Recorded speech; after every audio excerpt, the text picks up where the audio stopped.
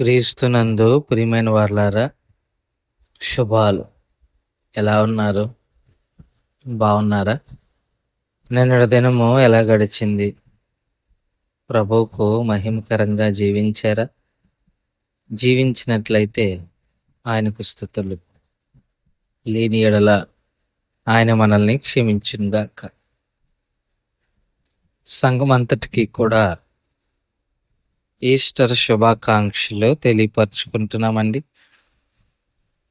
సంఘములో దేవుడు జరిగిస్తున్న కార్యములను బట్టి, దేవుడు మన పట్ల కలిగి ఉన్న తలంపులను బట్టి, దేవుడు అనాది కాలములోనే మన విషయంలో కలిగి ఉన్న ఆలోచనను బట్టి దేవాది దేవునికి కృతజ్ఞతాస్తుతులు చెల్లిస్తూ గత సంవత్సరం నుంచి ఇప్పటి వరకు తన ఉచితమైన కృపచేత భద్రపరిచిన దేవాది దేవునికి స్తుతులు చెల్లిస్తూ మరొకసారి సంఘమంతటికి కూడా ఈస్టర్ శుభాలు తెలియపరుచుకుంటున్నాం.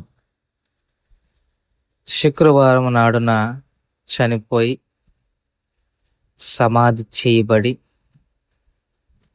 శనివారం అంతా నిశ్శబ్దముగా ఉండి ఆదివారము తెల్లవారుచుండగా స్త్రీలు ప్రభువారిని ఆయన యొక్క దేహమును శుభ్రపరచాలి అని సాంబ్రాణి బోలము వీటినన్నిటిని తీసుకొని వెళ్ళినప్పుడు మానవాళి దేని కొరకైతే ఎదురు చూచింది అని నేను అన్ను, కానీ దేనితో అయితే బాధపడిందో, దేనితో అయితే ఇంకా శపింపబడుతూ ఉందో దానిని జయించి తిరిగి లేచిన ఆ మహాద్భుతమైన దినము ఈ ఈస్టర్ దినము. పాపము వలన జీతము మరణము. ఆ మరణము మనిషికి ఉన్న అన్ని బాధల్లో కల్లా పెద్ద బాధ.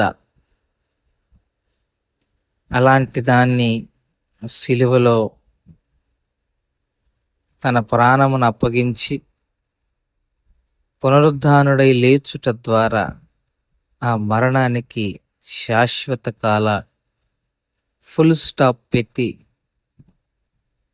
ఇక మరణానికి మన మీద అధికారము లేదు అని బాహాటముగా తెలియపరిచి, సాతాను యొక్క ప్రతి అడుగును తునాతునకలుగా చేసివేసి, ఆ సమాధిలో నుంచి రాయి దొర్లింపబడినప్పుడు తిరిగి బయటికి వచ్చి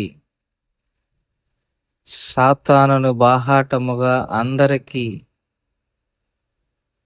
బహిర్గతం చేసి, వాడి ఆలోచనలను, వాడి తలంపులన్నిటిని యేసు నామములో సిలువ వేసి జయించి తిరిగి లేచిన ఆ మహాదేవుని యొక్క ఆ గొప్ప సంకల్పము ఈ రోజున మనము ధ్యానం చేసుకునే ఈ గొప్ప దినము. యేసుక్రీస్తు ప్రభువారు కానీ చనిపోయి కానీ ఉండుంటే క్రైస్తవ్యానికి మనకి విలువ ఉండేది కాదు. కానీ యేసు ప్రభువారిని దేవుడు మృతులలో నుండి లేపుట క్రైస్తవ్యానికి పునాది, నిరీక్షణ కలిగింది.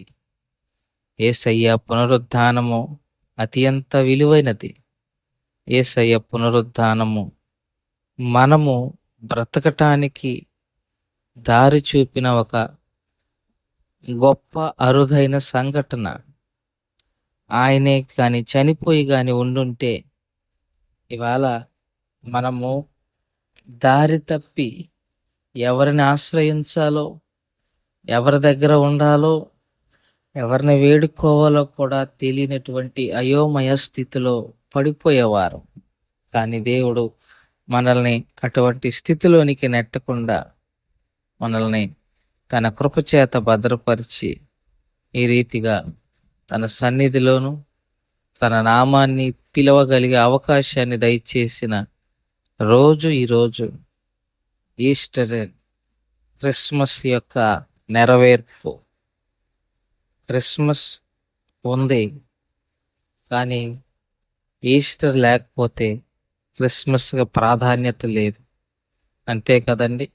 ఒక పిల్లవాడు చనిపోవటం కాదు, పిల్లవాడు పుట్టడం కాదు, ఆ పిల్లవాడు పెద్ద అయి ప్రయోజకుడు అయినప్పుడు ఆ పిల్లవాడి జన్మదినానికి విలువ ఉంటుంది. యేసయ్య జన్మదినానికి విలువ ఎప్పుడొచ్చింది? ఆయన పునరుద్ధానుడై తిరిగి లేచాడని తెలుచుట ద్వారా కదా. వెనక్కి వెళ్ళి ఆయన ఎప్పుడు పుట్టారో అని జ్ఞాపకం చేసుకొని, ఆయన పుట్టాడని తెలుసుకొని దానికి ఒక గొప్ప ప్రాధాన్యత ఇస్తున్నాము. క్రిస్మస్ ఈస్టర్ యొక్క నెరవేర్పు, ఈస్టర్ క్రిస్మస్ యొక్క నెరవేర్పు, క్షమించాలి. ఆ నెరవేర్పు ఈ రోజున మనము పురస్కరించుకుంటున్న ఈ పునరుద్ధాన దినమని మనం చేసుకుంటూ మరొకసారి సంఘమంతటికి ఈస్టర్ శుభాలు తెలియపరచుకుంటున్నాం. ఈ మాటలు ముగిస్తున్నాను. ప్రార్థన చేసుకుందాం. మమ్మల్ని మిక్కిలిగా ప్రేమించిన మా ప్రియ పరలోకపు తండ్రి, మీ పాదాలకు స్తోత్రాలు. చెప్పబడిన వాక్యాన్ని బట్టి మీకు స్తోత్రాలు. విన్న వాక్యము మా హృదయంలో భద్రపరచుకొని వాక్యానుసారంగా జీవించగలగటానికి కావలసిన కృపను భాగ్యమును నాకు మాకు అందరికి దయచేయగలరని మనవి చేసుకుంటూ యేసుక్రీస్తు ప్రభు వారి పునినాములు అడిగి వేడుకుంటున్నాం తండ్రి. ఆమెన్. God bless you.